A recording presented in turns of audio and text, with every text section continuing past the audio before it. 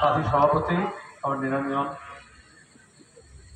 আপনাদের প্রার্থী advocate Sayan Banerjee, CPI নেতা আমার পুরনো সহকর্মী কবির কুমার, আরএসপি নেতা রাজীব, অন্যান্য বাম নেতৃবৃন্দ, আমার গুরুজনেরা, যুব তরুণ সাথী বন্ধু ভাই মা ও বোনেরা, আপনারা এতক্ষণ আমি যখন ঢুকলাম বন্ধুবর বাদশাহ আপনাদের ধরে ধরে বুঝিয়ে বুঝিয়ে বলেছে ভোট কেন দেবেন, কাকে দেবেন, কিভাবে দেবেন, বুঝেছেন আপনারা? আমি যেখানে যাচ্ছি আমি অত বোঝানোর সময় পাচ্ছি না, 2 মাস ধরে বলছি তো। আর এখানে যারা বৃষ্টিকে উপেক্ষা করে কাদা মাঠে এসে বসছেন, আমি আপনাদের কেন ভোট দেবেন এটা বলবো না। লড়াইটা কি হচ্ছে আজকে দেশের বুকে এবং বাংলার বুকে সেই কথাটা বলবো। আর কেমন করে বুথ থেকে ভূত তাড়াতে হয় সেইটা আমাদের সিদ্ধান্ত নিতে হবে। দেশের ভূত তাড়াতে হবে, রাজ্যের ভূত তাড়াতে হবে, কিন্তু বুথে ঢুকে যারা ভুতুরে পানা করবে, ভুতুরে ভোটার, ভুতুরে এজেন্ট আর সব ভুতুরে গল্প, সেইটার মোকাবিলা করতে হবে। হবে লড়াই? পেছনে যারা আছে দূরে আমি শুনতে চাই, হবে লড়াই? একসাথে হবে। কেন লড়াই? কিসের লড়াই? এটা কোনো ব্যক্তির লড়াই? সায়ন ব্যানার্জি কোনো ব্যক্তির লড়াই লড়ছে? দীপশিখা, সব্যসাচী, প্রতিকূল, সৃজন, আমাদের সোনামণি টুডু, এরা কোনো ব্যক্তির লড়াই লড়ছে? আজকে দাঁড়িয়ে যদি ব্যক্তির লড়াই হতো, স্বার্থের লড়াই হতো, তাহলে দেখবেন বিজেপির ঘরে একটা দল একসঙ্গে নেই। তৃণমূল ওরা না একটা মাসির, একটা পিসির, একটা ভাইপোর, একটা ভাইজির, পড়ায় পড়ায় অনেকগুলো তৃণমূল হয়ে গিয়েছে, কারণ স্বার্থের লড়াই। আর আমরা বামফ্রন্ট, এই যে RSP, forward block, CPI, CPIM, এতগুলো দল একসঙ্গে, তার উপরে আবার জাতীয় কংগ্রেস একসঙ্গে হয়েছে। শুধু বাম এবং জাতীয় কংগ্রেস নয়, মহারাষ্ট্র থেকে উত্তর পূর্ব ভারত, কাশ্মীর থেকে কন্যাকুমারী, বিজেপি, তৃণমূল, বিরোধী সব দল আমরা একটা হয়েছি। কমিউনিস্ট, সোশ্যালিস্ট, কংগ্রেস কেন হলাম? এখানে বলেছে প্রথম প্রথম যেলাম মোদী, মমতা সব বলবে এই দেখো বাম আর কংগ্রেস একসঙ্গে হয়ে গেল, বলে না? এখানে কোনো বলছিল না প্রথম প্রথম? আচ্ছা ধরো যদি আগুন লাগে, একটু গরমকালে এদিক ওদিক আগুন লেগে যায়, দমকল আসতে দেরি হয়, পুলিশ তো আসে না, যদি টাকা পয়সা রোজগার না হয় পুলিশ আসে না, ঠিক তো? কারণ পাড়ার ছেলেরা, মেয়েরা, পাড়া প্রতিবেশী সব একটা হয় না? দামাল ছেলেরা জানকে বাজি করে আগুনের মধ্যে ঢুকে কোনো বাচ্চা আটকে গেছে, বয়স্ক লোক আটকে গেছে, মালপত্র সব বার করে না। তখন কি কেউ দেখে কে ইস্ট বেঙ্গল, কে মোহনবাগান, কে মোহামেডান? তখন কি কেউ দেখে কে কংগ্রেস, কে সিপিএম? দেখে? তখন দেখে কে জল নিয়ে এসছে আগুন নেভাতে, আর কে কেরোসিন তেল, পেট্রোল নিয়ে ঘুরছে আগুন বাড়াতে। আজকে দেশে আগুন লেগেছে, আর সেই আগুন নেভানোর জন্য আমরা সবাই একটা হয়েছি। কারা আগুন লাগাচ্ছে বুঝতে পারছেন না? আমরা যখন বলছি হকের কথা, রুটির কথা, রুজির কথা, কারখানার কথা, শিল্পের কথা, কৃষির কথা, ফসলের দামের কথা, বীজের কথা, সারের কথা, মূল্যবৃদ্ধির কথা বলছি, ভোগা মানুষের আপনার অধিকারের কথা বলছি, ছেলে মেয়েদের শিক্ষার কথা বলছি, স্বাস্থ্যের কথা বলছি। প্রথম থেকে বিজেপি কি বললো? রাম মন্দির, ইউসিসি, সিএনআরসি, 370, কেন ভাই? আর তারপরে বলছে মোদির গ্যারান্টি। কিসের গ্যারান্টি? 10 বছর আগে বলেছিলে বছরে 2 কোটি বেকারকে কাজ দেব।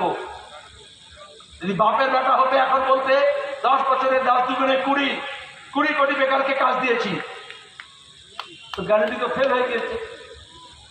বলেছিলে বিদেশ থেকে কালো টাকা আনবো, আর कुछ नहीं तो आपका खाता में 14-15 लाख तो यूं ही चला आएगा, बोले चलो ना। এখনো কোনো কোনো ভক্ত আছে সকালে ফজরে আজান শোনার পরে মসজিদে না গিয়ে, মন্দিরে ঘন্টা ধ্বনি শুনে মন্দিরে না গিয়ে ওই জনধন খাতার কাগজটা খুলে দেখে মোদি যখন গ্যারান্টি দিয়েছিল 14-15 লক্ষ টাকা আসবে, তত তো লাখ নাও 14-15 হাজার তো এসছে। বলেছিল নোটবন্দি করেছি, ব্যাস ভ্রষ্টাচার সমাপ্ত, কালাধন সমাপ্ত, নকলি নোট সমাপ্ত, বলেছিল না, আতঙ্কবাদ সমাপ্ত। আচ্ছা, যদি ভ্রষ্টাচার সমাপ্ত হয়, আর কিছু টেলিভিশন খবরের কাগজগুলো বলেছিল এবার তো সব ক্যাশলেস, আপনার মোবাইলে সব হবে, আর টাকা পয়সা কিছু লাগবে না, বলেছিল কালাধন সমাপ্ত বলে দিয়েছিল তো মোদী। তাহলে হয় মোদী মিথ্যে কথা বলেছে, কালাধন সমাপ্ত হয়নি, ভ্রষ্টাচার সমাপ্ত হয়নি, আর তা না হলে মোদী চৌকিদারি করছে কিন্তু পেছন থেকে সব লুট হয়ে যাচ্ছে, ফাঁক হয়ে যাচ্ছে, কিছু দেখছে না। শুধু বিজয় মালিয়া, মেহুল চোকসি, নীরব মোদী, এই অভিষেক ব্যানার্জি কয়লা পাচারের টাকা, গরু পাচারের টাকা, শিক্ষকের নিয়োগের দুর্নীতির টাকা, চন্দন কাঠের টাকা, জঙ্গল সাফ করার টাকা। এই যে পাড়ায় মহল্লায় দেখলেন রাস্তার মোড়ে সিভিক 2 টাকা, 3 টাকা, 4 টাকা, 8 টাকা, 10 টাকা সব রেট করা আছে না? হাইওয়েতে দেখবেন পুলিশ জিপ গাড়ি লাল করে দিয়ে সব নিচ্ছে না টাকা। আসলে সিঙ্গুর থেকে ওদিকে আসছি তো গাড়ি জ্যাম, তো বলে কি ব্যাপার, বিরক্ত হচ্ছে লোকজন। তাই বললাম সামনে কোনো টাকা ফাঁকা নিচ্ছে ওই জন্য। আমি জানতাম না সামনে পুলিশ দাঁড়িয়ে ছিল, আর সেও আমাকে চেনে নি, আর আমি তো সিকিউরিটি নিয়ে ঘুরি না, গাড়িতে বসেছিলাম। লোকজন বলছে হ্যাঁ হ্যাঁ ঠিক করেছে। পুলিশ বলছে দেখুন আগে টাকা জমা দিয়েছি, তারপর টাকা নিতে এসছি, মানে অ্যাডভান্স পেমেন্ট করে দিয়ে এসছে কালীঘাটে। এঘাট ওঘাট করে যত টাকা, লুটের টাকা, ঘুষের টাকা, কাটমানির টাকা, ঘরের টাকা, 100 দিনের কাজের টাকা, বিধবা ভাতার টাকা, প্রতিবন্ধী ভাতার টাকা, তপশিলি জাতি আদিবাসীদের হস্টেলে থাকার টাকা, সংখ্যালঘুদের আমরা স্টাইপেন্ড স্কলারশিপ চালু করেছিলাম, সেলফ এমপ্লয়মেন্টের টাকা, মহিলাদের এমপাওয়ারমেন্টের টাকা, হাতের কাজ শেখানোর টাকা, ICDS এর খাবার, মিড ডে মিলের চাল, রেশন সব চুরি করেছে না? আর এই সব টাকা এঘাট ওঘাট করে কালীঘাটে জমা হয়েছে। জানি বলো হেমন্ত সোরেন ঝাড়খণ্ডের মুখ্যমন্ত্রী জেলে, প্রবীর প্রকাশ তো আমাদের বন্ধু জেল দিয়েছিল, উমর খালিদ জেএনইউ ছাত্র জেলে পড়ছে, আর অভিষেকে সব জানে, কিন্তু ইডি সিবিআই কালীঘাটে আর যাচ্ছে না। আমরা বলছি কালীঘাটের টালির চালের নিচে কত টাকা আছে খুঁজে বার করো। যখন এই জ্যোতিপ্র মল্লিক এসব যা কুত্তল, শান্তনু, কত নাম আছে না, অনুব্রত, এদের কাছ থেকে যখন টাকার পাহাড় বেরোলো, আমরা বললাম খুঁজে দেখো, আসল ওটা তো 12 আনা কালীঘাটে আছে, 4 আনা এগুলো আছে, কিন্তু ওরা যাবে না। কালীঘাটে না গিয়ে ওরা বলছে কুতুব মিনারের নিচে কি আছে খুঁজে দেখতে হবে, তাজমহলের নিচে কি আছে খুঁড়ে দেখতে হবে। ওদের মাথা খুঁড়ে মরে যাবি, কিছু পাবি না। তাতে যদি কালীঘাটে যেতিস তাহলে দেখতিস কিরম টাকার পাহাড় হয়েছে। বাংলার টাকা শুষে নিয়ে প্যারিসে, লন্ডনে, ব্যাংককে, দুবাইতে টাকা পাঠিয়েছে বিদেশি অ্যাকাউন্ট ভাড়া নিয়ে। আমি যখন বললাম, বললো মানহানি মামলা করবো, উকিলের চিঠি দিল। আমি যার মান নেই তারা মানহানি কি করে হয়? আজ পর্যন্ত মামলা মোকদ্দমা করেনি। আমি চাইছি মোকদ্দমা করুক, বারবার বলছি, চ্যালেঞ্জ করছি। তাহলে ইডি সিবিআই যা তথ্য দিচ্ছে বিচারপতিদের কাছে, আমি হাইকোর্টে গিয়ে তার থেকে বেশি তথ্য দিয়ে দেব, কোন বান্ধবীর অ্যাকাউন্টে কোথায় কত টাকা গিয়েছে, লুটের টাকা। এই জন্য মোকদ্দমা করছে না। আর বাইরে এসে বলছে আমি ফাঁসি চড়তে রাজি আছি। কেন ইডি সিবিআই করছে না? এখানে কেউ বলেছিল না, সেলিম ভাই, সূর্যবাবু, আপনারা খুব সাদা সিধে লোক, দেওয়ান বাবু, আপনাদের কি হবে না, 56 ইঞ্চি ছাতি চাই, এটাই তো বলেছিল। কেউ কেউ তৃণমূল থেকে চলে গেল বিজেপিতে, বলে কি হলো, বলে দম বন্ধ হয়ে আসছে। আচ্ছা কি করলো? কে? বিজেপি। বিজেপি কি করলো 10 বছর ধরে? কি নতুন? দিল্লিতে সরকার কেন করতে পারছে না? কেন শাস্তি দিচ্ছে না? একটা ওই যে ঘরের টাকা, 100 দিনের কাজের টাকা, আমরা বাচ্চা বলছিল যখন ইউপিএ ওয়ান সরকার হলো, মনমোহন সিং প্রধানমন্ত্রী, কংগ্রেসের সরকার, কংগ্রেসের নেতৃত্বে আমরা বাইরে থেকে সমর্থন করছিলাম। কাজের অধিকারের প্রথম আইন হলো 100 দিনের কাজে। আজ পর্যন্ত 100 দিনের কাজ দেয়নি। মোদী এসে বললো গড্ডা করতে গা কামে, ওটা বন্ধ করে দিতে হবে। আর মমতা তৃণমূল কি দেখলো, ওরে বাবা এত টাকা চুরি করে ফাঁক করে দিল। যার জব কার্ড হওয়ার টাকা তার জব কার্ড নেই, যার জব কার্ড আছে তার কাজ নেই, যার কাজ হচ্ছে তার টাকা নেই, এর টাকা ওর ঘরে চলে গেল। আর বলছে আমরা লড়ে নেবো, টাকা বার করবো, নাটক করছে। আমরা বললাম হিসেব দাও, কত টাকা পেলে, কত খেলে, আর কত মেরে নিলে এটা জানাও। আর পর্যন্ত হিসেব দিতে পারেনি। কিন্তু দিল্লির সরকার আইনে আছে, যারা টাকা বন্ধ করেছে সেই আইনে 1 লাইন ওপরে, আমরাই তো আইনটা বানিয়েছিলাম, 1 লাইন ওপরে লেখা আছে যদি কেউ চুরি করে তাকে জেল দিতে হবে। একটা এফআইআর করেছে, একটা জেলা পরিষদ, একজন কর্মাধ্যক্ষ, একটা পঞ্চায়েত, একটা ডব্লিউবিসিএস অফিসার, একটা আইএস অফিসার তার বিরুদ্ধে কোনো অভিযোগ করেছে। আর ভোটের প্রচারে এসে বলছে, যখনই ভোট আসে মোদি চিৎকার করে দিদি দিদি বলে, আর দিদি চিৎকার করে মোদি মোদি বলে। কিন্তু লোকে বুঝে গেছে ওসব নাটক, ওসব ডায়লগবাজি। এজন্য মানুষ বাংলায় দেখবেন কাল বৈশাখী হয়নি, এবার কাল বৈশাখী হয়নি ভালো করে। গোটা বাংলা জুড়ে আর এই দক্ষিণবঙ্গে মুর্শিদাবাদের ভোট থেকে, বাংলার ভোট থেকে হাওয়া পাল্টাচ্ছে। এই জন্য আপনারা দেখেছিলেন বেলডাঙ্গায় রামনবমীকে কেন্দ্র করে বিজেপি আর তৃণমূল দাঙ্গা লাগানোর চেষ্টা করেছিল। এই যে মমতা কালকে পরশু বলছে না, রামকৃষ্ণ মিশন, ভারত সেবাশ্রম, সাধু বাবা মহারাজদের নামে বলছে। কেন বলছে? মোদী যখন বলেছিল মন্দির, মমতা বলল মন্দির, মসজিদ, গির্জা, গুরুদ্বারা সব। আরে আমরা বললাম রুটি রুজির কথা বলো, বেকারদের কাজের কথা বলো, দুর্নীতির কথা বলো, চোর ধারার কথা বলো। কিন্তু বিজেপি তৃণমূল সেটা বলবে না। ওরা ধর্মকে বর্ণ করে নিজের অপকর্মকে চাপতে চায়। আর এই জন্য এখন ভোট যত এগিয়ে আসছে, 5 দফার ভোট হয়েছে, বিজেপি তৃণমূলের দফা রফা হয়ে গেছে। মমতা ব্যানার্জির সাহস নেই। যদি সাহস থাকে তাহলে আরএসএস বলতো, বজরং দল বলতো, বিশ্ব হিন্দু পরিষদ বলতো, দুর্গা বাহিনী বলতো। বলেছে রামকৃষ্ণ মিশন, বলেছে ভারত সেবাশ্রম সংঘ। মমতা ব্যানার্জি জানে না বিজেপির সঙ্গে এতদিন ঘর করলো? বজরং দল কি, বিশ্ব হিন্দু পরিষদ কি, আরএসএস কি? হিন্দুত্ববাদীদের কথা বলেনি, হিন্দু ধর্মের কথা বলেছে। যারা ধার্মিক মানুষ আছেন বুঝে নেন, খুব কায়দা করে বলেছে। কারণ আজকে দাঁড়িয়ে ধর্মভিত্তিক রাজনীতি বাংলায় হচ্ছে না। বাংলার মানুষ হিন্দুর বিরুদ্ধে মুসলমান, মুসলমানের বিরুদ্ধে হিন্দু লড়তে চাইছে না। বিজেপি তৃণমূল যতই চেষ্টা করুক, হিন্দু মুসলমান নির্বিশেষে চোর চোটকাদের ধরে 14 তলা থেকে টেনে হিঁচড়ে মাটিতে নামাতে চাইছে। এই জন্য আমরা বলেছিলাম চোর ধরো, জেল ভরো। পুলিশের কাজ ছিল চোর ধরা। কিন্তু মজা হচ্ছে বিজেপি নেতাদের, তৃণমূলের নেতাদের। যদি তৃণমূলের ঝান্ডা ধরে চুরি করে তাহলে রাজ্যের পুলিশ পাহারা দেবে। আর যদি কর্ণাটককে বিজেপির হয়ে যায়, এই যেমন শুভেন্দুরা হলো, তাহলে কেন্দ্রীয় পুলিশ বাহিনী পাহারা দেবে, তাহলে চোর চোটকাদের পাহারা দেবে। আমরা বললাম ঠিক আছে, যদি চোর না ধরে, ইডি সিবিআই যদি না ধরে, পুলিশ যদি না ধরে, তাহলে আমরা বললাম গ্রাম জাগাও, চোর তাড়াও। গ্রাম জাগলো, শহরও যাচ্ছে। আপনারা এখানে যখন নন্দকুমারে যাচ্ছেন, তখন তমলুক শহরে আর হলদিয়াও যাচ্ছে, কলকাতাও যাচ্ছে, হাওড়াও জেগেছে। এই যে গ্রাম শহর জেগেছে, এখন চোরদের ধূপকুনি বাড়ছে। এই জন্য ওরা আবার নতুন করে ধর্ম ধর্ম হিন্দু মুসলমান করার চেষ্টা করছে। কোনো গুজব নয়, কোনো প্রলোভন নয়, কোনো ভয় নয়। নির্ভয়ে মানুষ ভোট দেবে, শান্তিতে দেবে, শান্তির জন্য দেবে। প্রত্যেকটা বুথে কেন্দ্রীয় বাহিনী থাকবে। রাজ্যের পুলিশ এত অপদার্থ, বুথের মধ্যে ঢুকতে দেওয়া যাবে না, বাইরে দাঁড়িয়ে লাইন ঠিক করবে। আর তার মধ্যে যদি বেলাইন করে, ইতিমধ্যে দেখেছেন এসপি পাল্টানো হয়েছে, আইসিওসি পাল্টানো হয়েছে।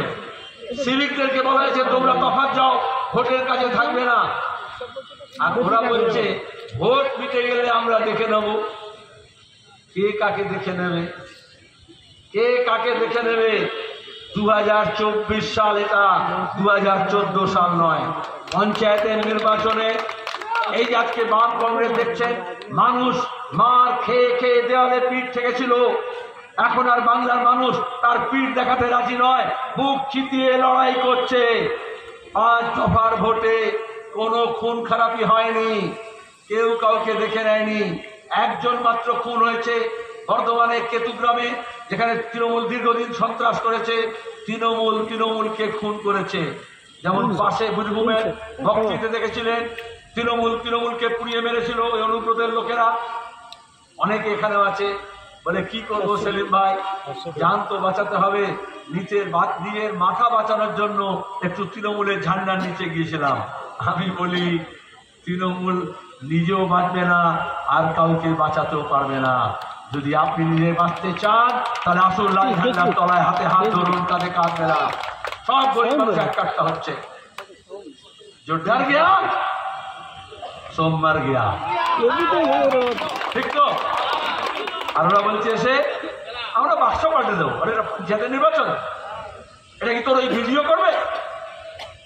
বাক্স পাল্টাবে? जो बक्सा बदलने आएगा उसका नक्शा बदल कर रख दिया जाएगा। আমরা সায়ন ব্যানার্জিকে প্রার্থী করেছি, আমাকে আর নতুন করে বলতে হবে না। আপনাদের কাছে পৌঁছে গিয়েছে যে তার দিকে হাত বাড়িয়েছে, তার সঙ্গে গলা মিলিয়েছে, লড়ার জন্য এসছে, জেতার জন্য এসছে। আমরা এখানে এসে কথা বলতে চেয়েছি, এক ঝাঁক নতুন ছেলে মেয়েরা বিভিন্ন পেশার, কলেজ বিশ্ববিদ্যালয় থেকে বেরিয়ে আসা, মাঠে ময়দান থেকে, কল কারখানা থেকে, ক্ষেত খামার থেকে উঠে এসছে। আমাদের কোনো প্রার্থী করতে হলে বিজেপির গুদাম থেকে নিয়ে আসতে হয় না, তৃণমূলের গুদাম থেকে নিয়ে আসতে হয় না, একদম ফ্রেশ মাল, তাই তো? হ্যাঁ, একদম ফ্রেশ। আরে বললাম, এই দেখছেন আপনার প্লাস্টিক চেয়ারে বসে আছেন না, প্লাস্টিক চেয়ারে কি হয়, ভেঙে যায়। এই জলে বোতল খান, বোতল ফেলে দেন, সেগুলো কুড়িয়ে বাড়িয়ে নিয়ে যায়, কাবাডিওয়ালা নিয়ে যায়, তারপর ওটাকে গলিয়ে আবার নতুন করে মগ, বালতি, খেলনা এসব বানায়।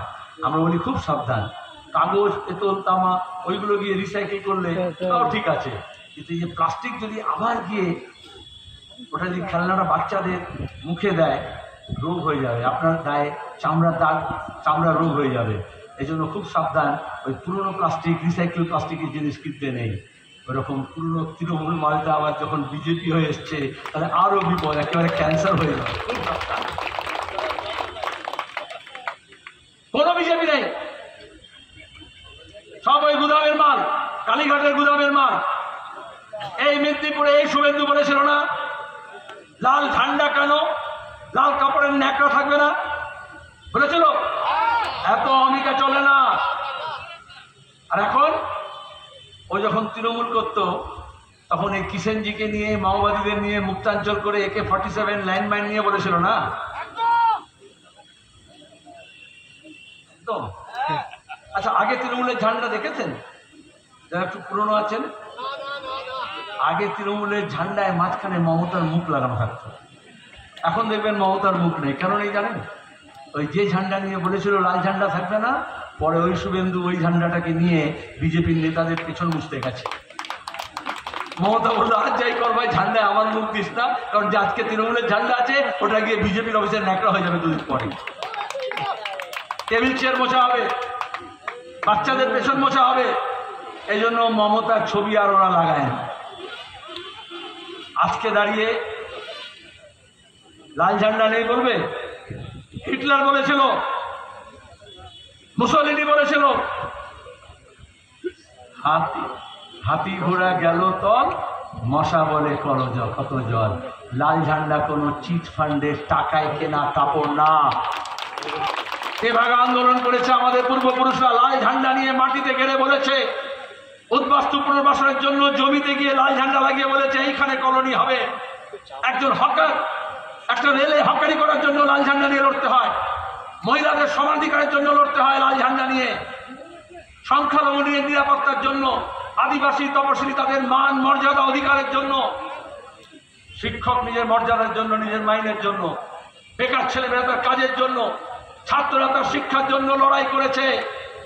অনেক মানুষ এই বাংলার বুকে নিজের কলজে দিয়ে রক্ত দিয়েছে, তবে এই ঝান্ডা লাল হয়েছে। কটা বন্দুক পিস্তল নিয়ে করে উড়িয়ে দেবে। আজকে দাঁড়িয়ে এই জন্য এখানে বিজেপি আর তৃণমূল কোনো আলাদা না। বাদশা বলছিল না, সব নাম ধরে ধরে বলছিল। মুকুল আগেই বলে দিয়েছে, যা বিজেপি তাই তৃণমূল।